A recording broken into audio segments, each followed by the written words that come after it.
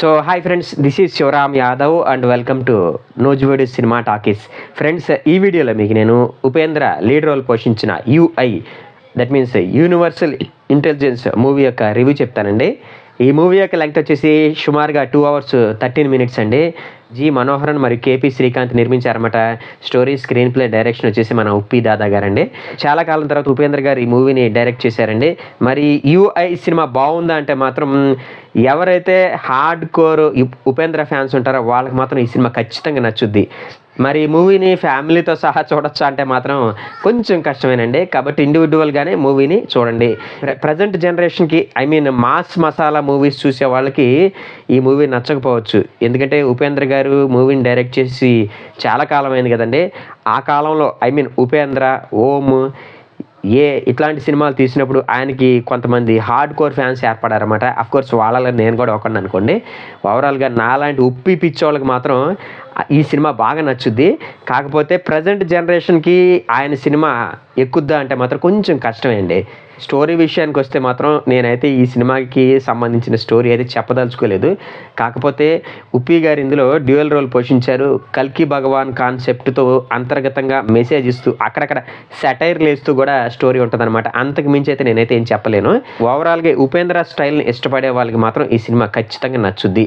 మిగతా వాళ్ళకంటే మాత్రం కొంచెం కష్టమే. ఇక యాక్టర్స్ యొక్క పెర్ఫార్మెన్స్ విషయానికి వస్తే ఈ సినిమా ఉపేంద్ర గారి 1 man షో అని చెప్పొచ్చండి. డ్యూయల్ రోల్లో ఓ రేంజ్లో ఆడుకున్నాడు అనమాట. చాలా కాలం తర్వాత నటన పరంగా ఉపేంద్ర గారి విశ్వరూపం చూస్తాము. అఫ్కోర్స్ కొంతమంది మాస్ మసాలా గారికి సన్ ఆఫ్ సత్యమూర్తిలో చేసిన ఉపేంద్ర అంటే బాగా ఇష్టం. కానీ హార్డ్ కోర్ ఉపేంద్ర ఫ్యాన్స్ అని చెప్పాను చూడండి, వాళ్ళకి మాత్రం ఈ డిఫరెంట్ ఉపేంద్ర ఖచ్చితంగా నచ్చుతాడు. ఓవరాల్గా తనకిచ్చినటువంటి 2 క్యారెక్టర్స్ని ఉపేంద్ర గారు చాలా అద్భుతంగా పోషించారు. మరీ ముఖ్యంగా ఒక క్యారెక్టర్ అయితే నెగిటివ్ షేడ్స్ ఉంటుందన్నమాట. ఆ క్యారెక్టర్లో ఆయన పరకాయ ప్రవేశం చేశారని చెప్పొచ్చు.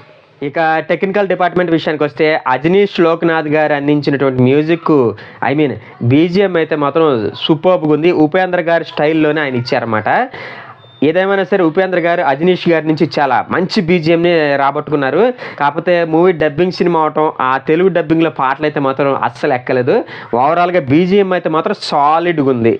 ఇక హెచ్సి వేణు గారు అందించినటువంటి సినిమాటోగ్రఫీ అయితే మాత్రం ఉప్పి గారి స్టైల్ని స్క్రీన్ మీద చాలా బాగా ప్రజెంట్ చేసింది. ఓవరాల్గా వేణు గారు చాలా వండర్ఫుల్ అవుట్పుట్ ఇచ్చారు.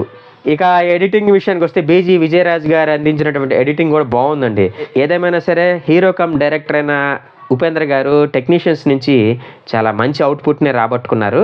ఫైనల్గా డైరెక్టర్ కమ్ ఉపేంద్ర గారి విషయానికి వస్తే యాక్టర్ కమ్ డైరెక్టర్గా ఆయన ఆల్రెడీ ప్రూవ్డ్ అండి. కాకపోతే ప్రజెంట్ జనరేషన్కి ఆయన స్టైల్ ఆఫ్ మేకింగ్ గురించి కొంచెం తెలియదు. కాబట్టి ఈ ప్రజెంట్ యూత్కి ఈ టైప్ ఆఫ్ మూవీస్ కొంచెం కొత్తగా అనిపించవచ్చు. ఓవరాల్గా ఉపేంద్ర గారు తన మార్క్ ఈ సినిమాలో చూపించడానికి చాలా ట్రై చేశారు. కాకపోతే సెకండ్ హాఫ్ కొంచెం స్లో అయింది అనిపించింది. ఓవరాల్గా అయితే మాత్రం మూవీ పర్లేదు, 1 time వాచబుల్ అని చెప్తాను. ఈ మూవీకి నేను ఇచ్చే రేటింగ్ వచ్చేసి 2.75 అండి. నా ప్రజెంటేషన్ కనుక మీకు నచ్చినట్లయితే ఈ వీడియోని లైక్ చేయండి, షేర్ చేయండి. మీ ఫ్రెండ్స్ అండ్ ఫ్యామిలీ మెంబర్స్ చేత కూడా మన యూట్యూబ్ ఛానల్ కొంచెం సబ్స్క్రైబ్ చేయించండి. థ్యాంక్ యూ అండ్ జై హింద్.